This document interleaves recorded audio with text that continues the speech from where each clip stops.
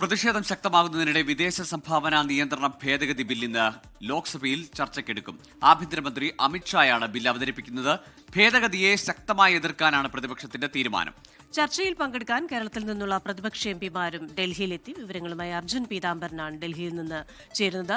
Arjun, very good morning. ഈ ഒരു ഭേദഗതി ആക്ട് വരുമ്പോൾ അത് സഭകൾക്ക് ആശങ്കയുണ്ടാക്കുന്നു എന്ന മട്ടിൽ കേരളത്തിൽ പല കോണുകളിൽ നിന്നും പല ആശങ്കകളും ഉയർന്നിരുന്നു.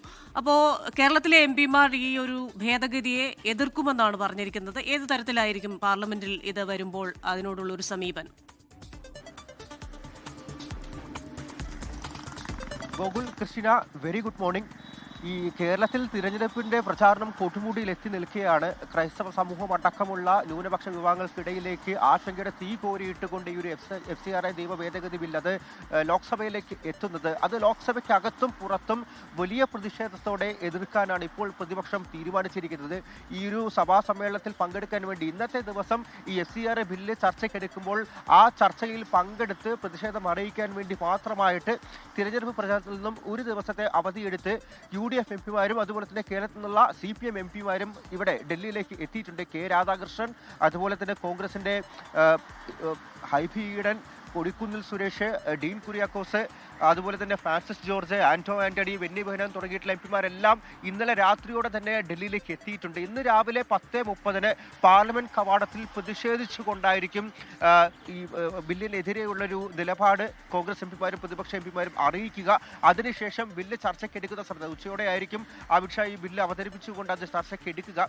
ആ സമയത്തും ശക്തമായി എതിർക്കാൻ തന്നെയാണ് എന്തായാലും പ്രതിപക്ഷ എംപിമാർ തീരുമാനിച്ചിരിക്കുന്നത്. ഇതിനോടകം തന്നെ കോൺഗ്രസ് അടിയന്തര പ്രമേയ നോട്ടീസുകൾ നൽകിയിട്ടുണ്ട്. ഇന്നലെ രാത്രി ഹൈബി ഈഡൻ അടിയന്തര പ്രമേയ നോട്ടീസ് നൽകി. ഇന്നിപ്പോൾ കൊടിക്കുന്നിൽ സുരേഷും ഫ്രാൻസിസ് ജോർജ് എംപിയും ബെന്നി ബെഹനാൻ എംപിയും അടിയന്തര പ്രമേയ നോട്ടീസ് നൽകിയിരിക്കുന്നു. ഈ നിയമത്തിലെ ചില വ്യവസ്ഥകൾ, അത് ആസ്തി കണ്ടുകെട്ടുന്ന വ്യവസ്ഥകൾ ഉൾപ്പെടെയുള്ള കാര്യങ്ങൾ, അത് വളരെ ക്രൂരമാണ്. ന്യൂനപക്ഷങ്ങളുടെ സ്വത്ത് കൈക്കലാക്കുക എന്നുള്ളൊരു ലക്ഷ്യത്തോടു കൂടിയാണ് കേന്ദ്ര സർക്കാർ ഈ ഒരു ഭേദഗതി അവതരിപ്പിക്കുന്നത് എന്നുള്ള ആരോപണം തന്നെയാണ് പ്രതിഷേധം ശക്തമാക്കിക്കൊണ്ട് പ്രതിപക്ഷം ഈ ഒരു ഘട്ടത്തിലും വ്യക്തമാക്കിയിരിക്കുന്നത്. ഇന്ന് രാഹുൽ ഗാന്ധി ഒരുപക്ഷെ ഈ ബില്ല് ചർച്ചയ്ക്കെടുക്കുന്ന സമയത്ത് അദ്ദേഹം ലോക്സഭയിൽ ഇതിനെ എതിർത്ത് സംസാരിക്കാനുള്ള സാധ്യതകൾ കാണുന്നുണ്ട്. അതുമായി ബന്ധപ്പെട്ടുള്ള ചില വിവരങ്ങളും ഇതിനോടകം തന്നെ കോൺഗ്രസ് എംപിമാർ നൽകിയിരിക്കുന്നു. എന്തായാലും ഈ തിരഞ്ഞെടുപ്പിൽ, കേരളത്തിന്റെ തിരഞ്ഞെടുപ്പിൽ ക്രൈസ്തവ സമൂഹത്തിന്റെ വോട്ടും വളരെ പ്രാധാന്യം അർഹിക്കുന്ന ഒരു ഘട്ടം ഇരിക്കെ തിടുക്കപ്പെട്ടുകൊണ്ട് ഈ ഒരു സമയത്ത് തന്നെ ഇന്നും നാളെയും, ഇന്നിപ്പോൾ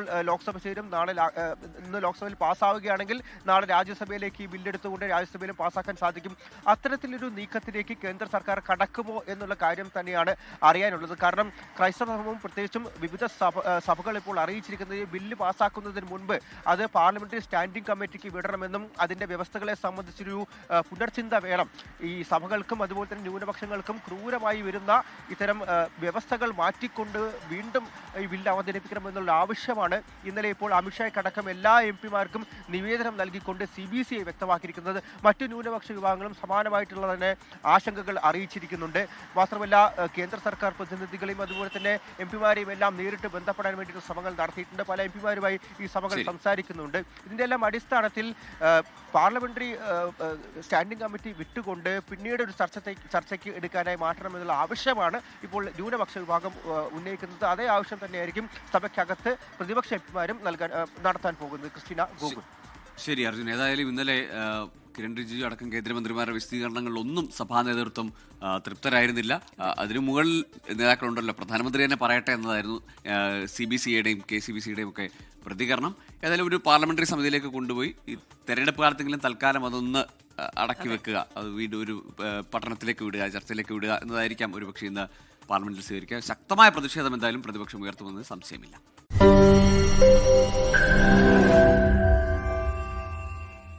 ലോകത്തെവിടെയായാലും ഏത് സമയത്തും 24 വാർത്തകളും ഓഗ്മെന്റഡ് റിയാലിറ്റി പാക്കേജുകളും എക്സ്പ്ലെയിനറുകളും വിശദമായി കാണാൻ ഞങ്ങളുടെ YouTube ചാനൽ നിങ്ങൾക്ക് സബ്സ്ക്രൈബ് ചെയ്യാം.